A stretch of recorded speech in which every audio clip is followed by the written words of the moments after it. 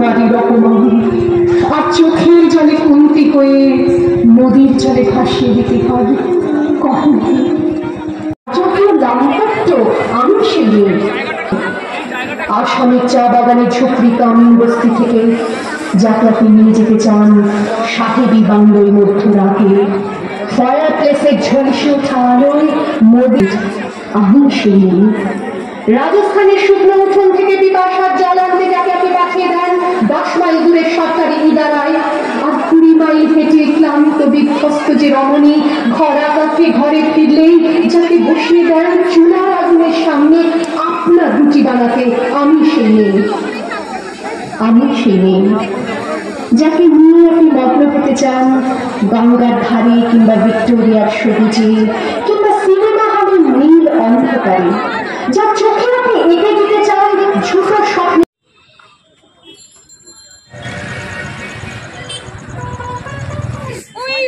Justice! We want justice! We want justice! We want justice! We want justice! We want justice! সঙ্গে শামিল হয়েছে ফলে এটা এই আন্দোলনটা যেন সঠিক বিচার হয় মানুষের যে আশা আমরা সেই বার্তা দিতে চাই।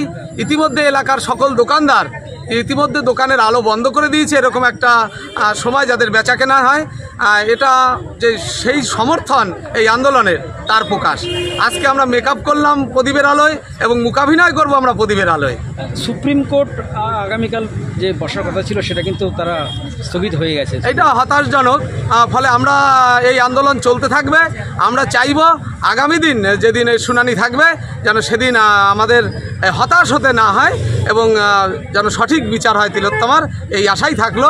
এর ফলে কি আন্দোলন কিছুটা ধাক্কা খেলো? এর ফলে আন্দোলন ধাক্কা খেলো না। আমরা মনে করি যে আন্দোলন আরও জোরদার হলো। যদি মনে করে শাসক ভয় পেয়েছে তাহলে এটা পেছানোর কোনো কারণ নেই। যেন সারা দেশের মানুষ একসাথে নেমে এসেছে সেইখানে এই সেনানি পিছানোর কতটা যুক্তিযুক্ত আছে সেটা আমি এখন বলতে পারছি না, আমি মনে করছি না। তবে মনে করবে দ্রুত বিচার হওয়া চাই।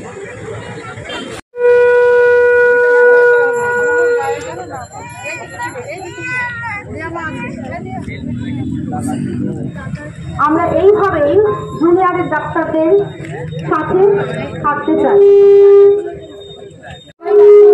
আমাদের আন্দোলনে আমাদের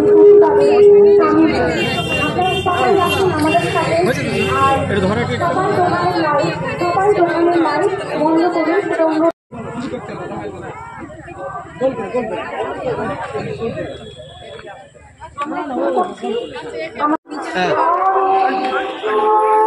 এদিকে সরে কিনে মারছি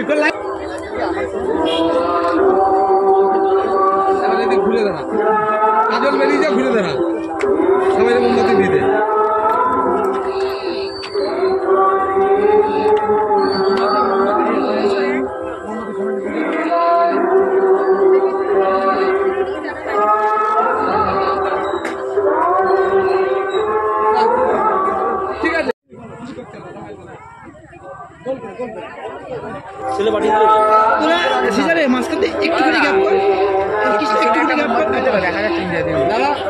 কাজলের এখান থেকে সরে যাবে মুখ ঘোরা প্রথমে বেরোনো সিনটা গান। হ্যাঁ এবার হ্যাঁ এই মামা মোমবাতি দাদার সামনে ধর।